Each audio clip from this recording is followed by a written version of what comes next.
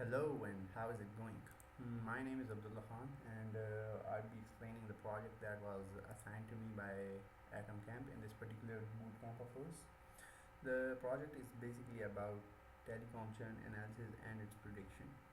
What we have for ourselves is a CSV file which comprises of the dataset that has been provided to us. It comprises of almost 21 columns and almost like 7,000 plus rows give or take. So what we are going to do is perform exploratory data analysis on this particular data set of ours, and we're going to see how it goes. So opening the Jupyter notebook and where we have written our code, what we have here is some sort of libraries, some particular libraries that we have imported. We have numpy, pandas, seaborn, matplotlib.ticker, matplotlib.pyplot, which is basically for plotting graphs. NumPy is used for numerical operations such as generating arrays, performing element-wise calculations, and statistical analysis. On the other hand, pandas is utilized for data manipulations such as loading data from files like we have here from CSV files, etc. Where Seaborn is used for creating high-level statistically meaningful visualizations with minimal code. On the other hand, matplotlib.ticker and matplotlib.pyload both are basically used for customizable plotting, but matplotlib is simply used for as a backend for other visualization libraries like Seaborn. On the other hand, matplotlib.ticker helps in customizing the tick marks and labels for enhanced readability and presentations of plots. Now we have all this code for ourselves, and I'm gonna try to explain it as quickly as possible and all the exploratory data analysis that we have performed.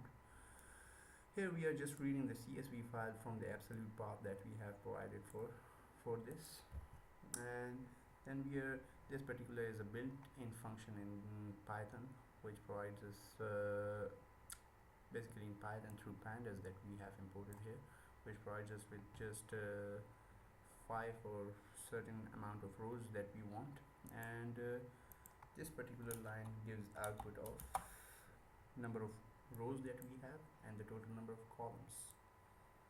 This line provides us with the names of the columns, while the line after it provides us with the data type of our particular data set.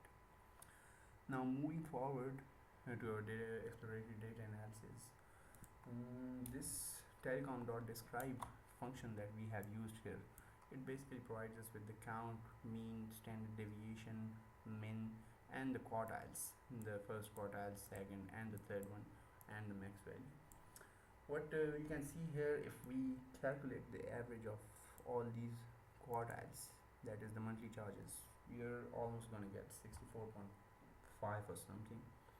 Now if we differentiate it from the third quartile, that is the 25% that is remaining with us, means that those 25% of the customers are basically paying $89 or more than they should be paying.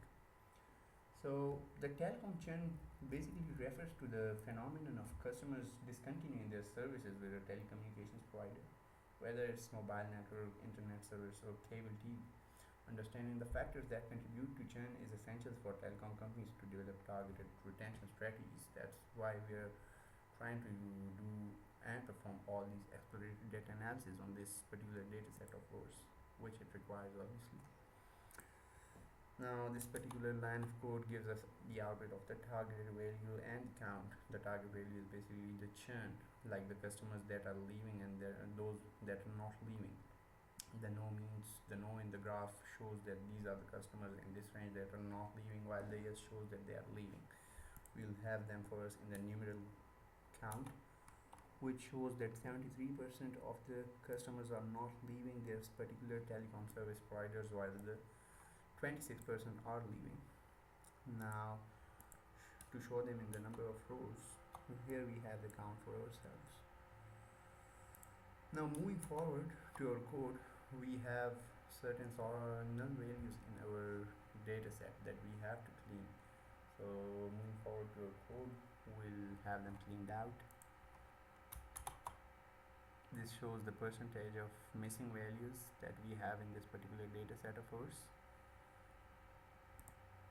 Now, the data cleaning that we talked about that our data set requires, we are going to dig into it.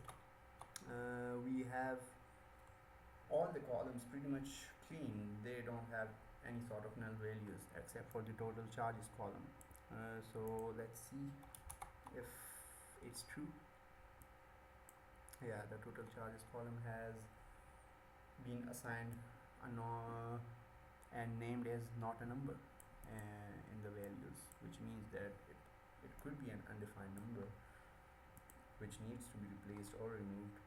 So moving forward, what we are doing basically is check assigning an aggregate function to this particular column of ours to retain the max value from it, which is 72 years for this particular customer with their respective service provider. Now this line of code basically provides us it basically assigns a new column tenure group to the pre-existing column that we have tenure. It basically means that these are the number of customers that we have to the right, and these are the years, the tenure that these customers have been part of their service providers. 1562 customers have been part of between 1 to 12 years with their respective service providers and so on. And now the columns that we are going to remove, which are not required for processing, are customer ID and tenure. Further moving on to our data exploration, and it's going to give us the output of certain graphs which is for some reason not showed info about the churns. Like if I have the gender column, then the male and the female shows that the orange bar basically shows that these are the customers that are leaving their respective service providers, while now what we are going to do is use the matplotlib library to perform or plot certain sort of graphs for ourselves. Now the outputs, but performing the regression analysis, here we can see that we have taken two variables, monthly charges and the total charges. The graph clearly shows that with the increase in monthly charges, the total charges increases as well. Similarly, if we plot a graph between monthly charges and the churn, we will observe that with the increase in monthly charges, the churn, that is the customers try to leave more of their respective service providers. There could be some reason for it, but that's the case here that this data set is providing us.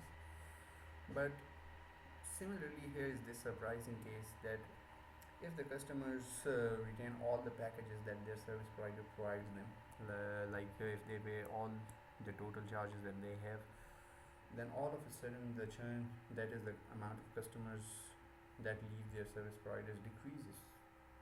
Yeah, pretty fascinating. So moving on to our correlation matrix that we have created and referred to as a heat map. It is basically cross product between the columns itself that we have created. So the correlation matrix basically refers that with the increase in one variable, does the other increases or decreases as well. So suppose the senior citizen column increases, does the number of customers start to leave more? Like if we have more senior citizens, are there going to be more left outs from their particular service providers? Well, the correlation metric states that the higher the intensity of these particular colors in this graph, then the more churn analysis is going to be true for the customers leaving their particular service providers. That's all there is to my explanation. Thanks for sticking with me. Till next time.